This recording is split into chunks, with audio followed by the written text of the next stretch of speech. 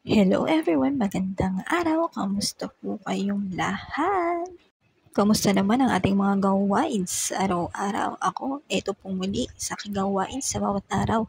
Itong umaga nga pala, binisita ko itong aking mga itinanim makalipas ang isang linggo at eto nga't nakakatuwa. Nag-sprout na yung ilang peppermint at eto nga, nagtanim din nga pala ako ng thyme at lavender. Ito nga pala yung tangkay ng puting bougainvillea na itinanim ko 3 weeks after. Nag-sprout na rin, nakakatuwa at tumutubo yung mga itinanim kong mga halaman. At ito na nga, ay, green thumb talaga tayo mga be.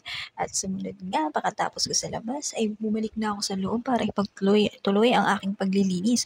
Iniurong ko nga pala itong ating malaking upuan para punasan at ang kapal na pala ng alikabok sa bandang likuran. Sinipag nga ako ngayong araw kaya tuloy-tuloy at dire-diretso ang pagpunas ko. At pagkatapos niya ay inimis ko na nga yung mga inulungan ko kaninang maaga-aga pa. At ito nga, inalis ko na rin itong mga pansalo ng tubig ulan. Pero di natin sure, baka mamaya umulan ulit kaya itatabi ko muna to sa gilid. At tumuloy na ulit ako sa lababo para ituloy ang aking pag-uurong. Ang dami kong urungan, di talaga natatapos yan. Kamayat maya, mamaya meron na naman bagong batch. At ito nga palang dishwashing soap, nilagyan ko ng Sunrocks. Pangpunas ko yan ng sahig, ilalagay ko yan sa map at pagka ko malalangsa yung mga inuurungan ko.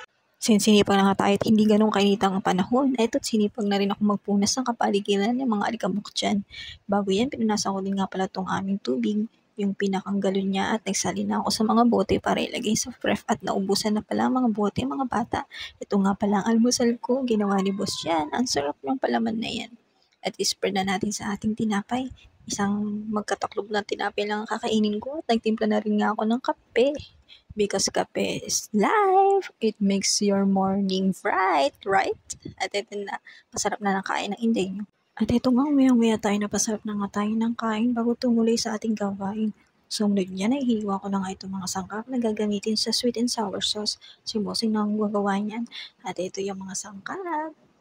Nagugas na rin nga pala ako ng bigas para isalang dito sa ating rice cooker para sa pananghalian. At ito na nga, ready na siya, nakasaksak na. Tapos, di ko inaasahan na uulan muli, kaya ayun, nilatag ko na naman yung mga pansaro ng tubig ulan dito sa loob ng bahay. May tulo pa rin kasi hindi pa nare-repair sa taas. At ito nga palang ulam namin, sweet and sour pork, kaya aking double fry.